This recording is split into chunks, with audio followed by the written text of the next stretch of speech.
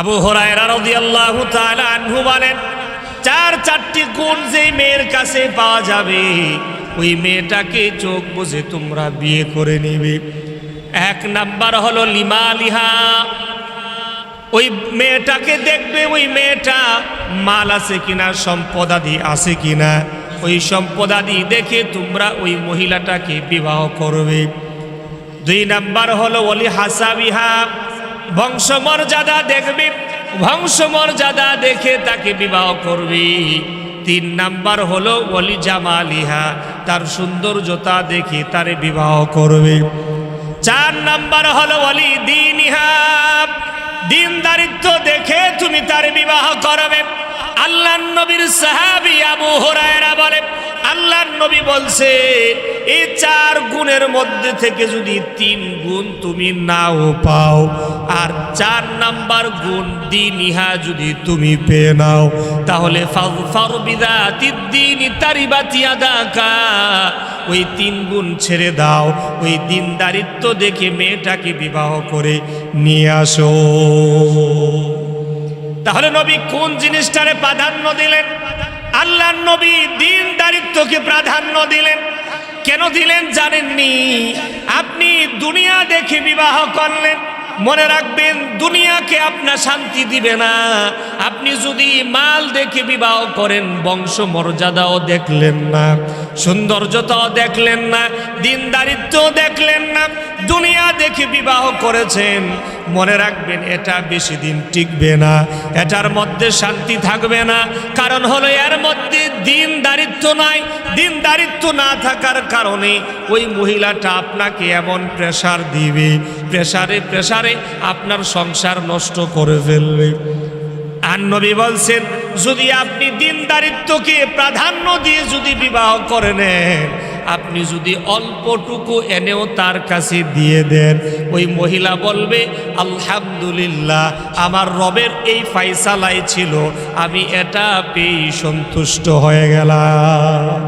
দিনদারিত্ব হলে এই অল্প পেয়ে বলবে আলহামদুলিল্লাহ, আমার রব আমার জন্য এতটুকুই বরাদ্দ করে রেখেছে। আর যদি দিনদারিত্ব না হয়, দুনিয়াদারি যদি হয়, আপনি তাকে দিয়ে শেষ করতে পারবেন না। এর বাস্তবতা আছে কিনা বলেন, বলেন না, এর বাস্তবতা আছে কিনা? আছে। এবার আল্লাহর নবী বলেন বিবাহ করেছ, বিবাহ করার পরে তাদের একটা পাওনা আছে, পাওনাটাও তোমরা পরিশোধ করে দিবে। পাওনা আসেনি? বলেন, বলেন না, পাওনা আছে কিনা?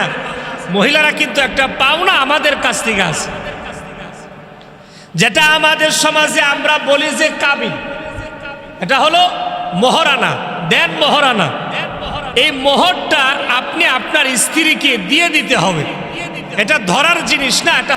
আর যারা বিবাহ করেছে এদের জিনা করার প্রবণতা, প্রেম করার প্রবণতা, পরকীয়া করার প্রবণতা এটা অনেকটাই কম, কারণ তারা বিবাহ করেছে। এজন্য তাদের মাঝ থেকে এই জিনিসটা উঠে যাওয়ার উপক্রম হয়ে গেছে একেবারে। কারো যদি খাসিলত যদি খারাপ হয়, অভ্যাস যদি খারাপ হয়, সে মৃত্যুর আগ পর্যন্ত করার চেষ্টা করবে, অভ্যাস যদি খারাপ হয়। আর স্বাভাবিকভাবে যদি আমি আপনি চিন্তা করি, তাহলে বিয়ের পরে স্বাভাবিকভাবে আমাদের কাছ থেকে এই জিনিসটা উঠে যাওয়ারই কথা, ঠিক কিনা বলেন? এজন্য আল্লাহ পাক বলছেন যে বিয়ে এটা এমন একটা দামি জিনিস এবং সওয়াবের জিনিস, যা করলে পরে দুনিয়া ও আখিরাত দুটোটাতেই আমার আপনার জন্য কল্যাণ রয়েছে। দুনিয়ার কল্যাণটা বুঝালাম, এর মধ্যে আরেকটা বড় উপকারিতা রয়েছে দুনিয়াতে, ইহকালীন। এটা কি? কেউ যদি বিয়ে করে, বিয়ে করার পর সন্তানাদি রেখে যদি দুনিয়া থেকে বিদায় নিয়ে যায়, তাহলে তার বড় একটা সদকায়ে জারিয়ার রাস্তা সে খুলে গেল। কিভাবে? ধরেন যে আপনি বিয়ে করলেন না, তাহলে আপনার সদকায়ে জারিয়ার মতো এত বড় একটা সওয়াবের দরজা বন্ধ হয়ে গেল। প্রশ্ন জাগতে পারে, হুজুর কিভাবে? এটা হচ্ছে আপনার তো কোনো সন্তানাদি নাই, আত্মীয় স্বজন কয়দিন আপনাকে মনে করবে বলেন তো? মনে করবে না। সময় সুযোগ আরে কি দরকার, সময় হলে অথবা কোনো অনুষ্ঠান করে আপনাকে স্মরণ করবে আত্মীয় স্বজন। আর আপনি যদি আপনার ছেলে সন্তান রেখে যান তাহলে তারা সময় সুযোগে আপনার জন্য দোয়া করবে, ব্যাপারটা এমন নয়। বড় অনুষ্ঠান করে সবাইকে নিয়ে দোয়া করবে, ব্যাপারটা কিন্তু এমন নয়।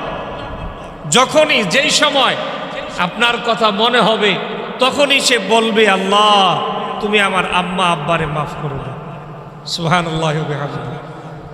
অথবা নামাজ শেষে যখন মুনাজাতে হাত উঠাবে তখন সে বলবে, রব্বি রহামহুমা কামা রব্বায়ানি সগীরা। সুবহানাল্লাহ বলুন। কত বড় দোয়া বলেন। এই দোয়া কেউ আপনার জন্য করবে না। তাহলে এই দুনিয়াতে বিয়ে করলে, বাচ্চা হলে, এই দুনিয়াতে সন্তানাদি থাকলে ইহকালীন এবং পরকালীন কিভাবে মুক্তি পাওয়া যাবে, এর প্রথম ইহকালীন যে একটা উপকার, এটা বুঝলেন তো? এই সন্তানের মাধ্যমে ইহকালীন উপকারটা আপনারা পাইছেন তো? পরকালীন উপকার কি? নেককার সন্তান যদি আপনি দুনিয়াতে রেখে যান, আর নেককার সন্তান যদি আপনার জন্য দোয়া করে, তাহলে আল্লাহ ওই দোয়াটা কবুল করে আপনাকে মাফ করে দিবেন। তাহলে পরকালীন মুক্তির একটা ব্যবস্থা এই বিয়ের মাধ্যমে, সন্তানের উপকারিতার মাধ্যমে হয়েছে কিনা বলেন? হয়েছে। এবার আসেন, নবী করিম সাল্লাল্লাহু আলাইহি ওয়াসাল্লাম আমাদেরকে বিবাহের জন্য উদ্বুদ্ধ করেছেন, উৎসাহ দিয়েছেন ওই সমস্ত যুবকদেরকে, যেই সমস্ত যুবকদের সামর্থ্য আছে তারা যেন বিবাহ করে। আর যাদের সামর্থ্য নাই তাদের ব্যাপারেও নবী ফয়সালা দিয়ে গিয়েছে। নবী করিম সাল্লাল্লাহু আলাইহি ওয়াসাল্লাম বলেন যে, আন আব্দুল্লাহ ইবনে মাসউদ রাদিয়াল্লাহু তাআলা আনহুমা قال قال رسول الله সাল্লাল্লাহু আলাইহি ওয়াসাল্লাম, আব্দুল্লাহ ইবনে মাসউদ রাদিয়াল্লাহু তাআলা আনহু থেকে বর্ণিত, তিনি বলেন যে প্রিয় নবী সাল্লাল্লাহু আলাইহি ওয়াসাল্লাম বলেছেন, ইরশাদ করেছেন, ইয়া মা'শারাশ শাবাব, এ যুবক সম্প্রদায়, যুবক সম্প্রদায়, মান ইসতাতা'a মিনকুমুল বা'আতা ফালইয়াতাযাওয়াজ, যে তোমরা যাদের সামর্থ্য আছে তোমরা জলদি করে বিবাহ করো। সুবহানাল্লাহ বলুন। তোমাদের যাদের সামর্থ্য আছে তোমরা বিবাহ করো।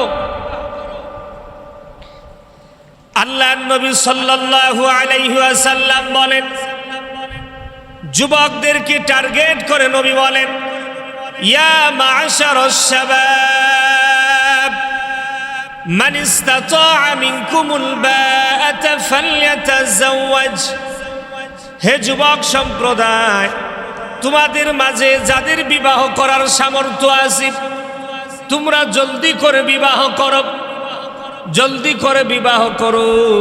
কেন বিবাহ করবে? কি কারণ, কি লাভ, কি ফায়দা, কেন বিবাহ করবে? এক নাম্বার ফায়দা বর্ণনা করে, ফাইন্নাহু আগাদ্দু লিল বাসার, বিয়ে করলে পরে এক নাম্বার ফায়দা হলো যে বিবাহ করবে, বিবাহের মাধ্যমে তার দৃষ্টি অবনত হয়ে যাবে। সুবহানাল্লাহ বলেন, যে তার দৃষ্টি নিচের দিকে চলে আসবে। এক নাম্বার ফায়দার মধ্যে বলা হয় ফাইন্নাহু আগাদ্দু লিল বাসার। দুই নাম্বার হচ্ছে ওয়া আহসানু লিল ফারজ। দুই নাম্বার হচ্ছে বিবাহের মাধ্যমে আমার আপনার যে যৌন চাহিদা থাকে এই চাহিদাটা আল্লাহ তাআলা মিটায়া দিবেন। সুবহানাল্লাহ ওয়া বিহামদিহি। একমাত্র বৈধ রাস্তায় হচ্ছে বিবাহ। বিবাহ ছাড়া এর বহির্ভূত যত কাজ আছে ওই কাজগুলা ইসলামে হালাল বলে নাই, আল্লাহ তাআলা এগুলাকে হারাম হিসাবে সাব্যস্ত করে দিয়েছে। তাহলে এটাকে হালাল করতে হলে কি করতে হবে বলেন? বিয়ে করতে হবে। তাহলে বিয়ের দুই নাম্বার ফায়দা হচ্ছে ওয়াহসানুল ফারজ, আপনার লজ্জাস্থানের হেফাজতের জন্য সবচাইতে বড় সহায়ক হয়ে যাবে বিয়েটা। এই বিয়ে করলে পরে দুইটা ফায়দা নবী বলেছে, এক নাম্বার চোখ আপনার নিচের দিকে চলে আসবে। দুই নাম্বার ফায়দা হলো বিয়ে করলে পরে বিয়ের মাধ্যমে লজ্জাস্থানের হিফাজতের কারণ হয়ে যাবে। এবার নবী বলেন ওমান লাম ইয়াস্তাতি ফাআলাইহি বিসসাওমি, যে ব্যক্তি বিবাহ করার সামর্থ্য রাখে না, যে ব্যক্তি শক্তি দিয়ে পারে না, যে ব্যক্তি অর্থ দিয়ে পারে না, ওই ব্যক্তি যেন বিবাহ না করে সে যেন রোজা রেখে দেয়। কি রেখে দেয় বলেন? রোজা যেন রেখে দেয়। যার সামর্থ্য আছে সে বিয়ে করবে, আর যার সামর্থ্য নাই সে কি করবে? বিয়ে না করে রোজা রেখে দিবে। এটাই তার জন্য সবচাইতে কল্যাণকর হবে। এবার আসেন আমরা আমাদের বাংলাদেশ নিয়ে একটু চিন্তা করি। আচ্ছা, বর্তমান সময়ে আপনি বলেন তো দেখি, একজন ভিক্ষুকও একটা বউ রাখার সামর্থ্য রাখে কিনা? বলেন না, সামর্থ্য রাখে কিনা? রাখে। যারা একটা অ্যান্ড্রয়েড সেট চালাইতে পারে ওই সমস্ত যুবকেরা একটা স্ত্রী রাখার ক্ষমতাও রাখতে। ওই পুরুষটা একটা মানে নারীকে রাখার জন্য যা যা করণীয় প্রয়োজন এটাকে একেবারে নষ্ট করে দিচ্ছে আমাদের হাতের বড় অ্যান্ড্রয়েড ফোন। বিশ্বাস হয় না আপনাদের? আমাদের হাতের বড় অ্যান্ড্রয়েড ফোন, মোবাইল, এটা আমাদেরকে বিবাহ করা থেকে অনেক দূরে নিয়ে যাইতেছে। কারণ এই বড় অ্যান্ড্রয়েড মোবাইল দিয়ে, ফোন দিয়ে যে পরিমাণ গুনাহ আমি আপনি করতেছি, ওই গুনার মজা আমি আসলভাবে এমনভাবে নিতেছি যে আমি বিবাহ করার পরে যে মজা নেওয়ার কথা ছিল, যে আনন্দ করার কথা ছিল, এই মোবাইল দেখে দেখে গুনাহ শিখে শিখে জিনার মাধ্যমে ওই আনন্দ নিয়ে বিয়ে করার স্বাদ ভুলে গিয়ে জিনার স্বাদ তার অন্তরে ঢুকে গেছে। ঠিক না বলেন? জিনার স্বাদ ভিতরে ঢুকে গেছে। কিসের মাধ্যমে? বড় মোবাইলের মাধ্যমে। গুনাহ দেখে দেখে, গুনাহ শিখে শিখে সেটা হালাল পদ্ধতিতে আনন্দ না করে হারাম পদ্ধতিতে আনন্দ করে নিজের বিয়ার স্বাদ মিটায়া ফেলছে। এজন্য বিয়ে করতে হবে। দুনিয়াতে শুধুমাত্র নিজের চিন্তা করলেই চলবে না, নিজে চলে যাওয়ার পরে কিছু রেখে যাওয়ার চিন্তাও করতে হবে।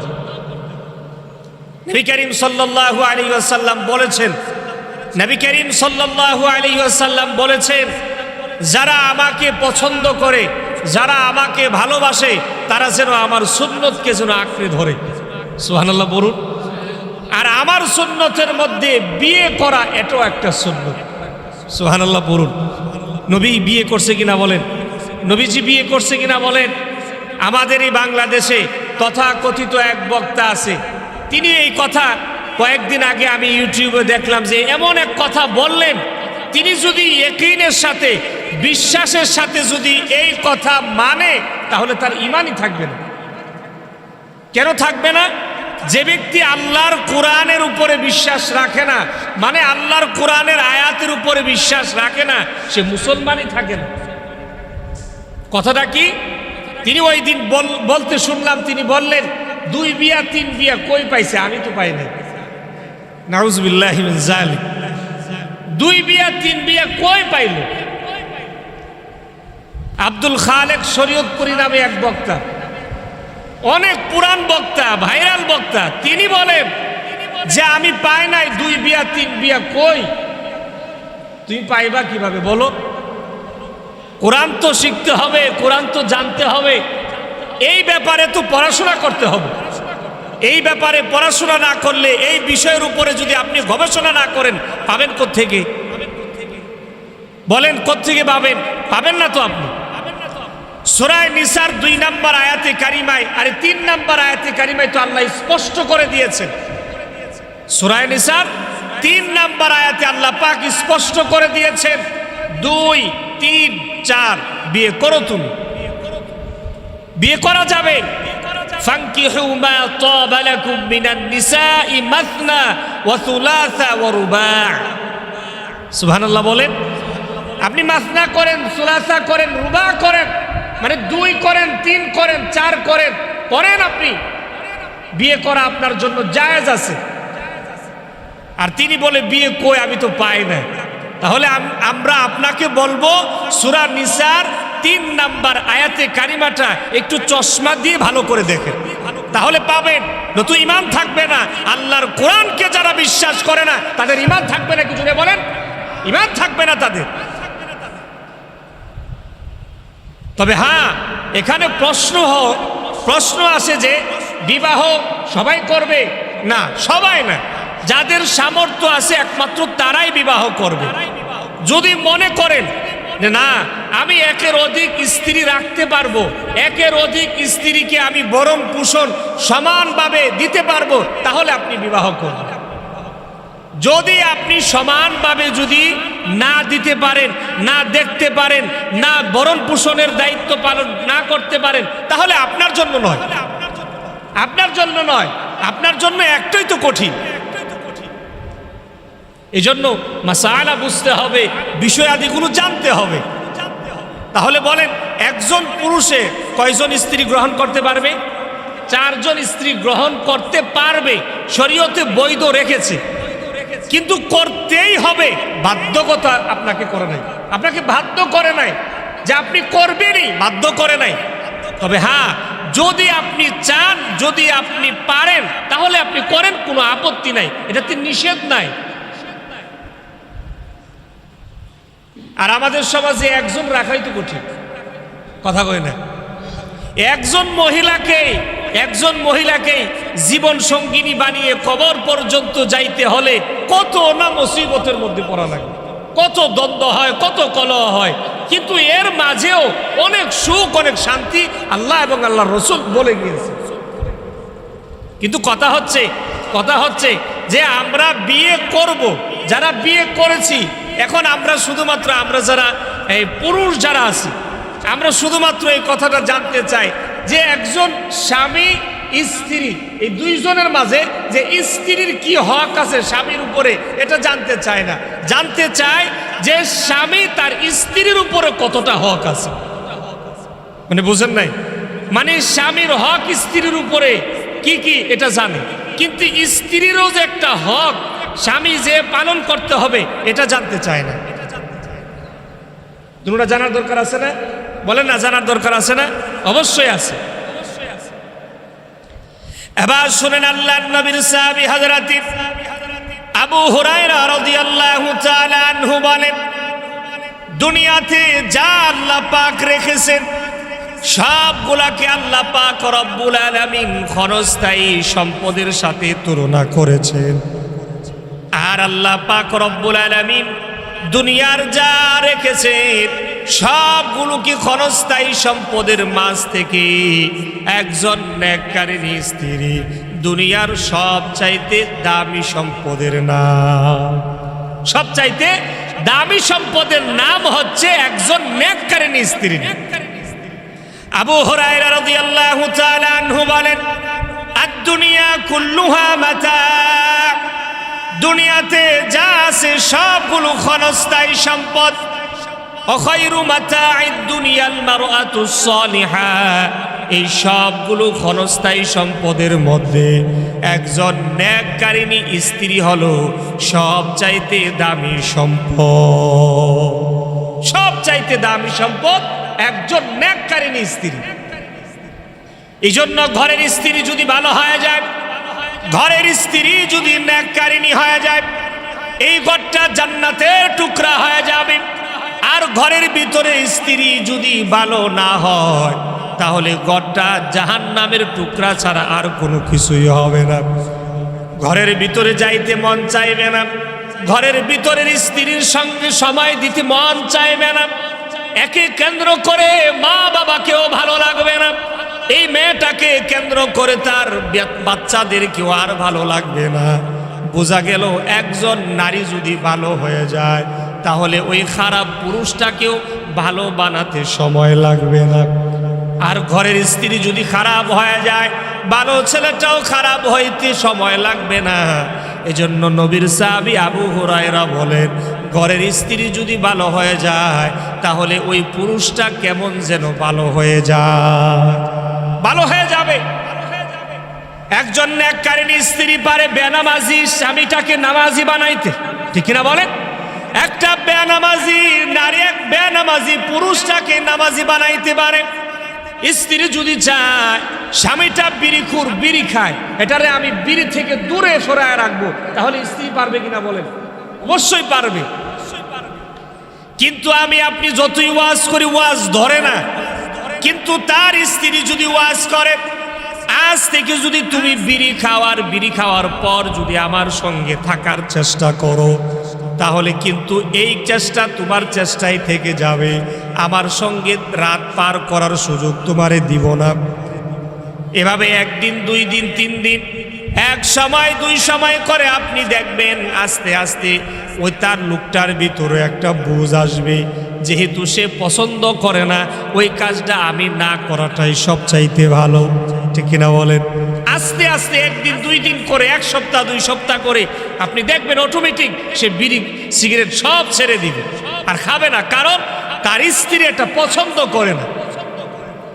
এজন্য ঘরের স্ত্রী ভালো হওয়া চাই। এবার নবীর হাদিস থেকে শুনেন, নবী তো বললেন এ পুরুষেরা বিবাহ করো, যুবকেরা তোমরা বিবাহ করো, যুবকেরা তোমরা বিবাহ করো।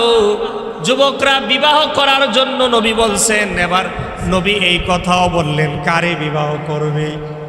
তুনকাহুল মারআতু লিআরবাইন, কয়টা গুণ বলেন? কয়টি গুণ? 4টি গুণ। তুনকাহুল মারআতু লিআরবাইন, 4 গুণ দেখে তোমরা বিবাহ করবে। 4 গুণ যদি তোমরা কারো মাঝে বিদ্যমান পাও, তাহলে তোমরা ওই মহিলাটাকে বিবাহ করে নিবে। আবু হুরায়রা রাদিয়াল্লাহু তাআলা আনহু বলেন, 4টি গুণ যেই মেয়ের কাছে পাওয়া যাবে, ওই মেয়েটাকে চোখ বুজে তোমরা বিয়ে করে নিবে। 1 নাম্বার হলো লিমালিহা, ওই মেয়েটাকে দেখবে ওই মেয়েটা মাল আছে কিনা, সম্পদাদি আছে কিনা, ওই সম্পদাদি দেখে তোমরা ওই মহিলাটাকে বিবাহ করবে। 2 নাম্বার হলো ওলি হাসাবিহা, বংশমর্যাদা দেখবে, বংশমর্যাদা দেখে তাকে বিবাহ করবে। 3 নাম্বার হলো ওলি জামালিহা, তার সৌন্দর্যতা দেখে তারে বিবাহ করবে। 4 নাম্বার হলো ওলি দীনিহা, দিনদারিত্ব দেখে তুমি তার বিবাহ করবে। আল্লাহর নবীর সাহাবী আবু হুরায়রা বলে, আল্লাহর নবী বলছে এই 4 গুণের মধ্যে থেকে যদি 3 গুণ তুমি নাও পাও, আর 4 নাম্বার গুণ দীনিহা যদি তুমি পেয়ে নাও, তাহলে ফাযফার বিযাতিদ দীনি তারিবাত ইয়াদাকা, ওই 3 গুণ ছেড়ে দাও, ওই দিনদারিত্ব দেখে মেয়েটাকে বিবাহ করে নিয়ে আসো। তাহলে নবী কোন জিনিসটারে প্রাধান্য দিলেন? আল্লাহর নবী দিনদারিত্বকে প্রাধান্য দিলেন। কেন দিলেন জানেননি? আপনি দুনিয়া দেখে বিবাহ করলেন, মনে রাখবেন দুনিয়াকে আপনার শান্তি দিবে না। আপনি যদি মাল দেখে বিবাহ করেন, বংশ মর্যাদাও দেখলেন না, সৌন্দর্যতাও দেখলেন না, দিনদারিত্ব দেখলেন না, দুনিয়া দেখে বিবাহ করেছেন, মনে রাখবেন এটা বেশি দিন টিকবে না, এটার মধ্যে শান্তি থাকবে না। কারণ হলো এর মধ্যে দিনদারিত্ব নাই। দিনদারিত্ব না থাকার কারণে ওই মহিলাটা আপনাকে এমন প্রেসার দিবে, প্রেসারে প্রেসারে আপনার সংসার নষ্ট করে ফেলবে। আর নবী বলছেন যদি আপনি দিনদারিত্বকে প্রাধান্য দিয়ে যদি বিবাহ করে নেন, আপনি যদি অল্পটুকু এনেও তার কাছে দিয়ে দেন, ওই মহিলা বলবে আলহামদুলিল্লাহ, আমার রবের এই ফায়সালাই ছিল, আমি এটা পেয়ে সন্তুষ্ট হয়ে গেলাম। দিনদারিত্ব হলে এই অল্প পেয়ে বলবে আলহামদুলিল্লাহ, আমার রব আমার জন্য এতটুকুই বরাদ্দ করে রেখেছে। আর যদি দিনদারিত্ব না হয়, দুনিয়াদারি যদি হয়, আপনি তাকে দিয়ে শেষ করতে পারবেন না। এর বাস্তবতা আছে কিনা বলেন? বলেন না, এর বাস্তবতা আছে কিনা? আছে। এবার আল্লাহর নবী বলেন বিবাহ করেছ, বিবাহ করার পরে তাদের একটা পাওনা আছে, পাওনাটাও তোমরা পরিশোধ করে দিবে। পাওনা আসেনি? বলেন, বলেন না, পাওনা আছে কিনা? মহিলারা কিন্তু একটা পাওনা আমাদের কাছ থেকে আছে, যেটা আমাদের সমাজে আমরা বলি যে কাবিন, এটা হলো মোহরানা, দেন মোহরানা। এই মোহরটা আপনি আপনার স্ত্রীকে দিয়ে দিতে হবে। এটা ধরার জিনিস না, এটা হচ্ছে দেওয়ার জিনিস। বলেন দেন মোহর ধরার জিনিস না দেওয়ার জিনিস? এটা দেওয়ার জিনিস, ধরার জিনিস না। এটা ধার্য করবেন, দিবেন না, ব্যাপারটা এমন না। আপনি যা ধার্য করবেন ওই মহিলাটাকে আপনি তাই দিয়া দিবেন, পরিপূর্ণ দিয়া দিবেন। এবার আপনি কিভাবে দিবেন? আল্লাহ পাক রব্বুল আলামিন কোরআনে মাজিদের মধ্যে ব্যাপারে আয়াত এনে আমাদেরকে জানায়া দেন। সূরা নিসার 4 নম্বর আয়াতে কারিমাটা আবার লক্ষ্য করুন। আল্লাহ পাক রব্বুল আলামিন বলেন, ওয়া আতুন নিসা সাদুকাতিহিন্না নিহলা فإن طبن لكم عن شيء منه نفسا فكلوه هنيئا مريئا। আল্লাহু আকবার বলেন। আল্লাহ পাক বলেন, ওয়াতুন নিসা, তোমরা মহিলাদের জিনিসগুলা দিয়া দাও। আল্লাহ পাক বলেন, ওয়াতুন নিসা সাদুকাতিহিন্না নিহলা, তোমরা তোমাদের মহিলাদের দেন মোহরটুকু তোমরা আনন্দ চিত্তে দিয়ে দাও। সুবহানাল্লাহ বলেন। আল্লাহ বলছেন যে নিহলা, নিহলুন শব্দের অর্থ হচ্ছে আনন্দ চিত্তে, খুশি মনে তাকে দিয়ে দাও। ওয়াতুন নিসা, মহিলাকে দিয়ে দাও। সাদুকাতিহিন্না নিহলা, তার যে মোহরানা আছে ওই মোহরানাটা একেবারে হাস্যোজ্জ্বল চেহারায় এটা তুমি দিয়ে দাও। সুবহানাল্লাহ বলেন। তাহলে বলেন এই মোহরানাটা আমি আপনি কয়জনে দিয়েছি বলেন? কতজনে আদায় করেছি বলেন? আদায় করি নাই, ধরে রেখেছি, ধার্য করেছি, দেই নাই। আল্লাহ বলছেন কোরআনে, এই যে কোরআনে সূরা নিসার 4 নম্বর আয়াতে আল্লাহ পাক স্পষ্ট বলেছেন, ওয়াতুন নিসা সাদুকাতিহিন্না নিহলা। অস্বীকার করতে পারবেন? বলেন অস্বীকার করতে পারবেন? কোনো সুযোগ নাই আপনার, দিতে হবে, দিতে হবে। এটা রেট।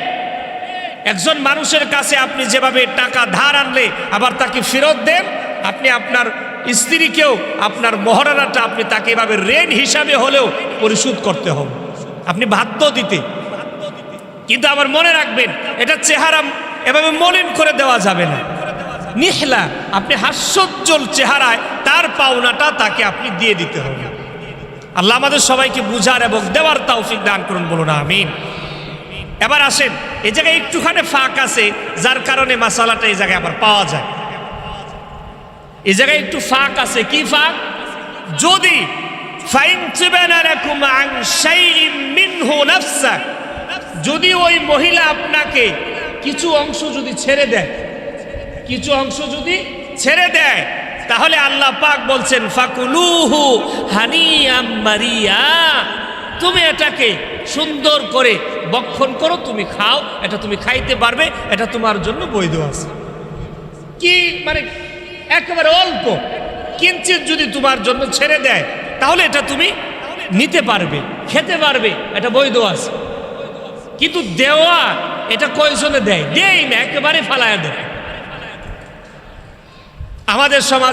আমাদের সমাজে সবচাইতে বড় ভুল যে জায়গায় হয় এটা হচ্ছে আমরা এখন এটাকে মহারণা হিসাবে দেখি না, এটা মেয়ের একটা সিকিউরিটি হিসাবে আমরা নিয়ে নিচ্ছি।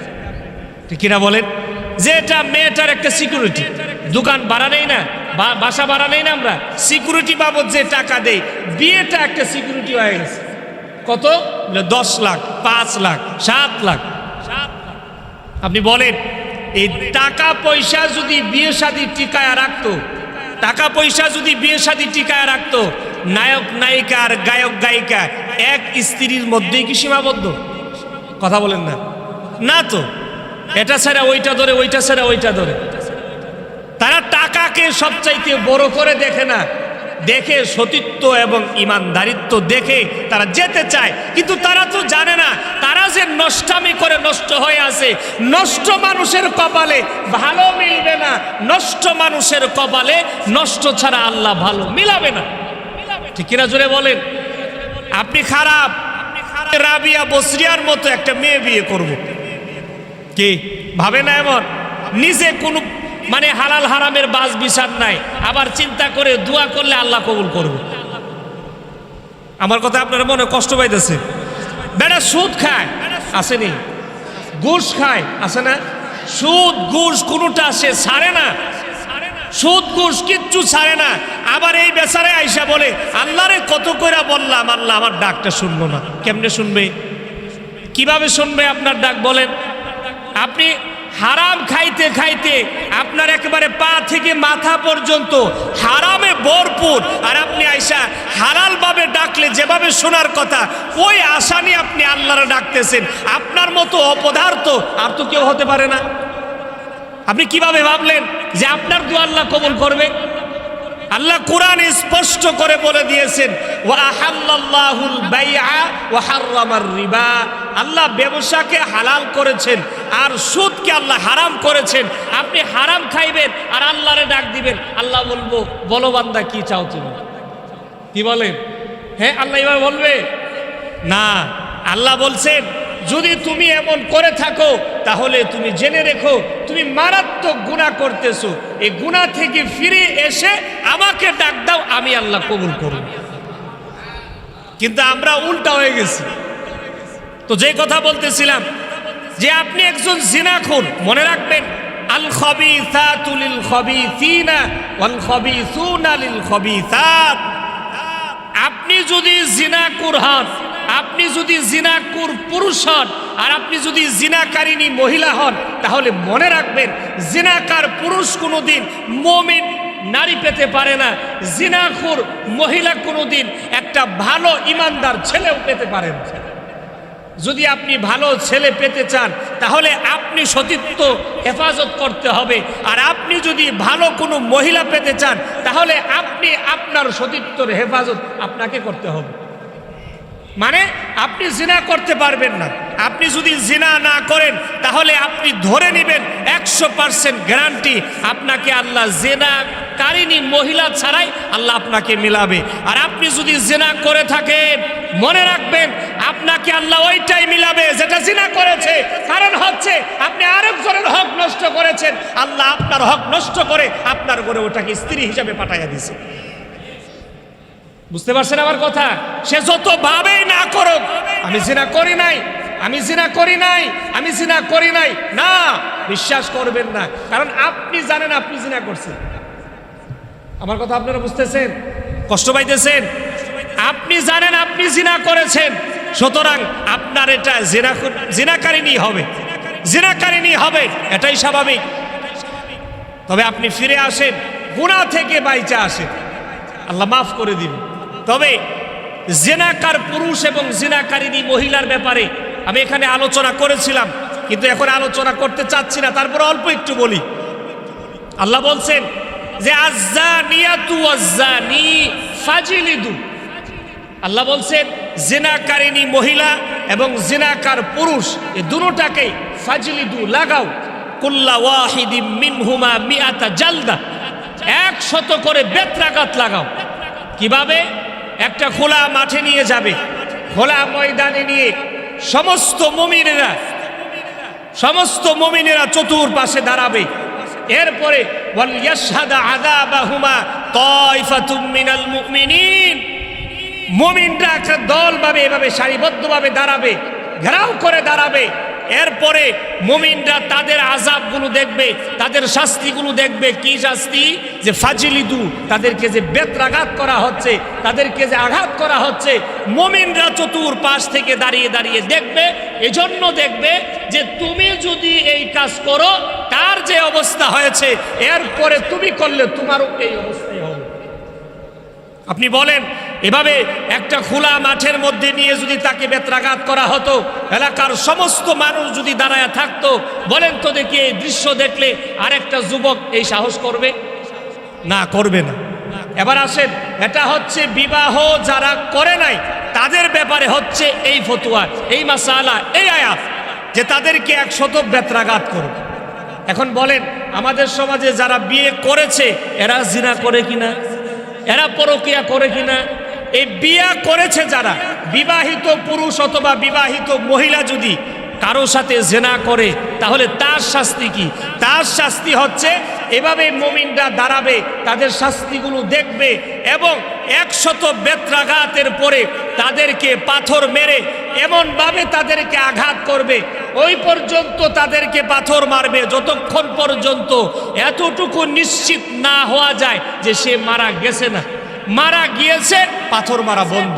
যতক্ষণ সে না মরবে ততক্ষণ পর্যন্ত জেনাকারিনী মহিলা এবং জেনাকার পুরুষকে পাথর মারতেই থাকে। আপনি বলেন, এই দৃশ্য যদি আমাদের এই এলাকায় থাকে, এই দৃশ্য যদি আমাদের সোনার বাংলায় জারি হয়ে যায়, আপনি বলেন জিনা থাকবে না জিনা ভাগবে? পরকীয়া থাকবে না পরকীয়া ভাগবে? পরকীয়া ভাগবে নিশ্চিতভাবে। এজন্য আল্লাহ সুবহানাহু ওয়া তাআলা আমাদের সবাইকে, যাদেরকে আল্লাহ তাআলা সামর্থ্য দিয়েছেন, ওই সামর্থ্যবান ব্যক্তিদেরকে বিয়ে করার তৌফিক আল্লাহ তাআলা আমাদের সবাইকে দান করুন। সকলে বলুন আমিন। আরেকটা স্ত্রীদের কয়েকটা গুণ আমি এখানে লিখে আনছি, শুধু একটু বলবো আপনাদেরকে যে ভালো স্ত্রীদের ব্যাপারে নবী করিম সাল্লাল্লাহু আলাইহি ওয়াসাল্লাম বলছেন যে উত্তম স্ত্রী কারা, উত্তম স্ত্রী কারা, তাদের নিদর্শন আল্লাহর রাসূল সাল্লাল্লাহু আলাইহি ওয়াসাল্লাম অনেকগুলো বলেছেন।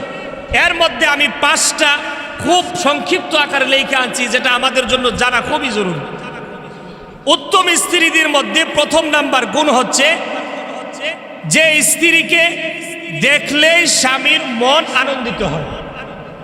নেককারিনী মহিলা যারা, উত্তম মহিলা যারা, এদের আলামতের মধ্যে প্রথম হচ্ছে স্বামী ওই স্ত্রীকে দেখলে তার খুব আনন্দ লাগে, 1 নাম্বার। 2 নাম্বার হচ্ছে স্বামী যা আদেশ করবে সে তাই পালন করবে, শরীয়ত বিরোধী যদি না হয়। কথাটা মনে রাখবে। 2 নাম্বার গুণ হচ্ছে উত্তম স্ত্রীর স্বামী যা বলবে হুবহু সে তাই করবে, করার চেষ্টা করবে। কিন্তু এটা হচ্ছে আদেশটা হতে হবে শরীয়ত, মানে শরীয়তে যেটা আছে এটা শরীয়ত পরিপন্থী হলে সেটা মানা যাবে না। 3 নাম্বার গুণ হচ্ছে নিজের সতীত্ব নিজে রক্ষা করবে, 3 নাম্বার। 4 নাম্বার হচ্ছে স্বামীর ধন সম্পদের হেফাজত করবে, খেয়ানত করবে না। আজকাল এমন হয় পরকীয়া করে স্বামীর যা সারা জীবনে উপার্জন করেছে সব নিয়ে বাইগা যায়, আছে কিনা বলেন? এই সমাজের মধ্যে একটা ছেলে সারাটা জীবনে যা উপার্জন করেছে এক রাতে বিক্রি করে সব নিয়ে যায়, ট্রলি বইরা নিয়ে যায়। এগুলা খেয়ানত করা হয় স্বামী। এটা ভালো স্ত্রীর